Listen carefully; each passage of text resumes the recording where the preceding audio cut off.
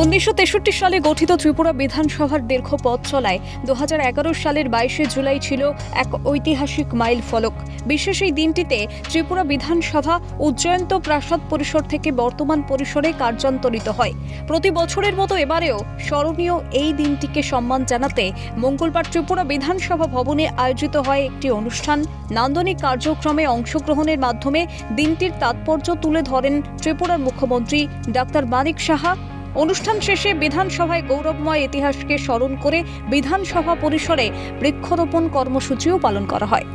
যে মাননীয় প্রধানমন্ত্রীজি বারবার বলছেন যে 2070-এর মধ্যে আমাদের ভারতবর্ষ মানে কার্বন নিউট্রাল একটা দেশ এখানে তৈরি করতে চায়। এই আমাদের জলের অপর নাম জীবন।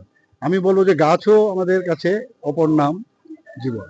তো গাছ যদি আমরা লাগাই তাহলে অক্সিজেন আমরা বেশি পরিমাণে পাবো, আবার ওনারও কার্বন ডাই অক্সাইড অনেকটা শুষে নেবে। আমরা সবাই জানি যে স্ট্যাটিস্টিক্স বলছে।